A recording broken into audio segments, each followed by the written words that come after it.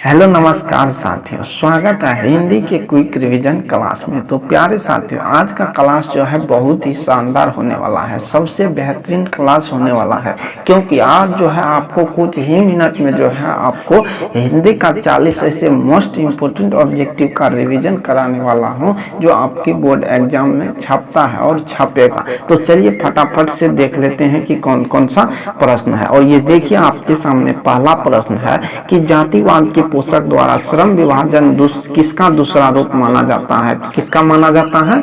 जाति प्रथा का माना जाता है। ये देखिए अगली प्रश्न की ओर। अगला प्रश्न है जाति प्रथा जो है किस प्रकार का श्रम विभाजन है। कैसा श्रम विभाजन है?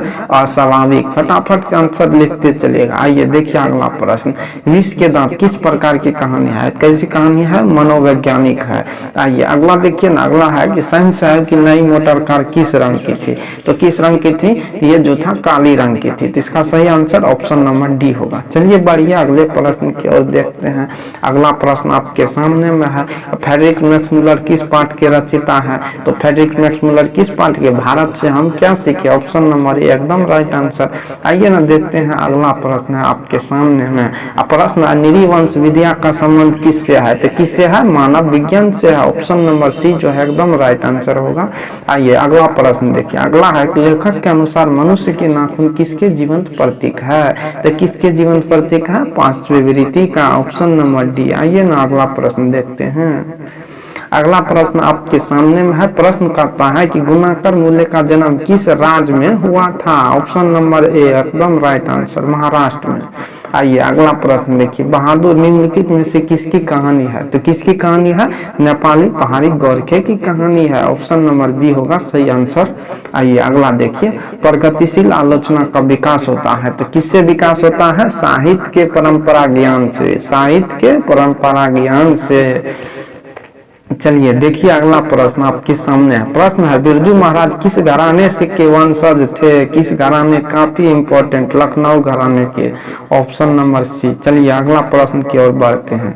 अगला प्रश्न देखिए। प्रश्न है कि अविलियो कहाँ का एक मध्ययुगीन ईसाई मठ है। कहाँ के बताइएगा? दक्षिण फ्रांस। कहाँ के? दक्षिण फ्रांस।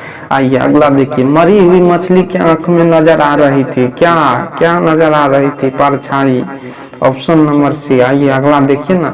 बिस्मिल्लाह खान एक थे। बिस्मिल्लाह कौन थे? एक शहनाई वादक थे। कौन थे? शहनाई वादक। ध्यान में रखिएगा, काफी इंपॉर्टेंट है।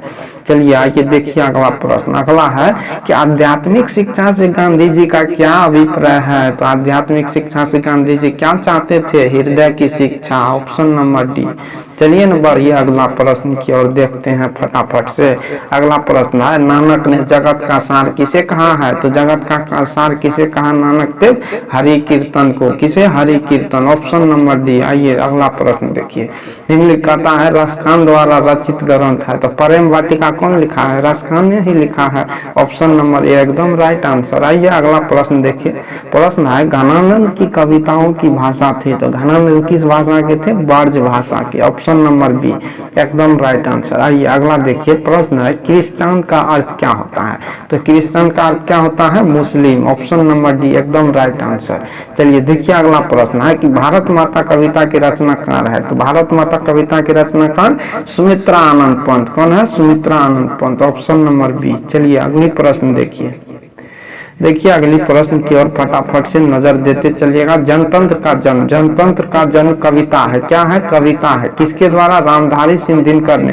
कितने सिंहासन खाली करने की बात कही है? 33 करोड़। कितना? 33 करोड़ सिंहासन खाली करने की बात कही है। चलिए देखते हैं अगली प्रश्न की ओर। ये देखिए आपके सामने अगला प्रश्न आ चुका हूँ, आपको जूम कर दिया हूँ। प्रश्न कहता है कि मैं कहानी पढ़ता हूँ। वाक्य में कौन सी क्रिया है? तब मैं कहानी पढ़ता हूँ अर्थात कौन सा क्रिया हो जाएगा? प्रथम प्रेरणार्थक क्रिया। कौन? प्रथम प्रेरणार्थक क्रिया। Option number B. आइए अगला प्रश्न देखिए। अगला प्रश्न है कि आत्मजयी किसकी रचना है। तो आत्मजयी किसकी रचना है? फटाफट से बोलिएगा। ये जो है किसकी रचना हो जाएगी? कुंवर नारायण की। ऑप्शन नंबर डी एकदम राइट आंसर। चलिए देखिए अगला प्रश्न। अगला प्रश्न है कि हमारी नींद कविता किस कविता संग्रह से लिख गई है। तो हमारी नींद वीरेंद्र डंगवाल देखिए किस कविता से? दुष्चक में सृष्टा। ऑप्शन नंबर सी एकदम राइट आंसर। चलिए देखिए अगला प्रश्न है कि क्रिया के मूल रूप को क्या कहते हैं। तो क्रिया के मूल रूप को धातु क्या कहते हैं, धातु। क्रिया के मूल रूप को धातु। चलिए आइए अगला प्रश्न देखिए। अगला प्रश्न है कि जीत जीत में निरखत हूँ की रचना है। तो किसका जीत जीत में निरखत हूँ, Pandit Birju Maharaj, option number B. आइए अगला प्रश्न देखिए। मेरे बिना तुम प्रभु की क्या है, एक कविता है। मेरे बिना तुम प्रभु कविता है के कवि कौन है, Rainer Maria Rilke, option number D. कौन, रेनर मारिया रिल्के। आइए अगला देखिए। मंगम्मा का उसके बहू के साथ किस वजह से विवाद था। तो मंगम्मा को बहू के साथ पोते को लेकर, किसको, पोते को लेकर, ऑप्शन नंबर सी। आइए देखिए अगला प्रश्न, काफी इंपॉर्टेंट प्रश्न है। प्रश्न है कि ढालते विश्वास कहानी में लक्ष्मण कौन है। तो लक्ष्मण कौन है, लक्ष्मी का पति है, ऑप्शन नंबर ए एकदम राइट आंसर होगा। आइए ना अगला प्रश्न देखते हैं। अगला प्रश्न है कि सीता के कितने बेटे थे। तो सीता के कितने बेटे, तीन गो। इसको ध्यान रखिएगा, काफी इंपॉर्टेंट है। प्रश्न है कि मंगू को जिस अस्पताल में भर्ती करवाया गया था तो वहाँ के कर्मचारी कैसे हैं। तो वहाँ कर्मचारी कैसे थे, व्यवहार कुशल थे, ऑप्शन नंबर डी। आइए अगला प्रश्न देखिए। नगर कहानी के लेखक कौन है। तो नगर के लेखक कौन है, फटाफट से बोलिएगा। तो नगर कहानी के लेखक हो जाएगा कौन, तो ईश्वर पटलीकर, ऑप्शन नंबर बी एकदम राइट आंसर। आइए ना अगला प्रश्न देखते हैं। अगला प्रश्न है कि सीता अपने घर में कैसी महसूस कर रही थी। तो कैसी महसूस कर रही थी, घुटन महसूस कर रही थी, ऑप्शन नंबर डी होगा। चलिए आगे बढ़ते हैं। देखिए आपके सामने प्रश्न आ गया है। प्रश्न पूछता है सुरेश का संधि विच्छेद क्या होगा।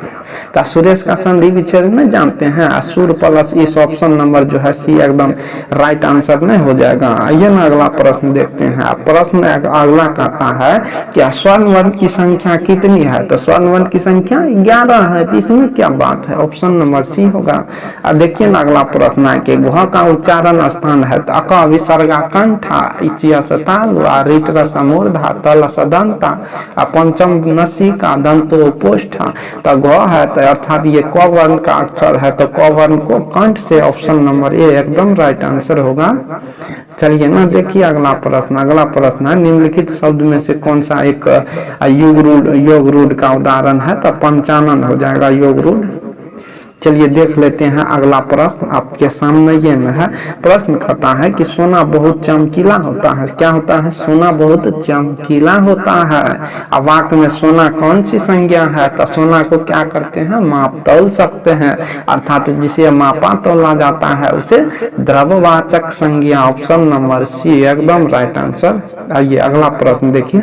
अगला प्रश्न है कि सर्वनाम के कितने भेद होते हैं। तो सर्वनाम के कितने, 6 भेद। कितने, 6 भेद। आइए अगला प्रश्न देखिए। लीला घर जाएगी, क्या हो, लीला घर जाएगी, इस वाक्य में कौन सा वाच्य है। तो लीला घर जाएगी अर्थात कृत्यवाच्य है, कृत्यवाच्य, ऑप्शन नंबर ए एकदम राइट आंसर। तो दोस्तों ये रहा आपको 40 मोस्ट इंपोर्टेंट हिंदी का ऑब्जेक्टिव जो आपके एग्जाम में छपेगा। तो ये कैसा लगा आप अपना कमेंट बॉक्स में जरूर लिखिएगा ही जरूर लिखिएगा। अगर अच्छा लगा तो एक लाइक कीजिएगा। तो दोस्तों ठीक है, इसी तरह के आपको प्रत्येक दिन जो है हम इस तरह से सिखाएंगे, याद करवाएंगे। तो ठीक है, धन्यवाद।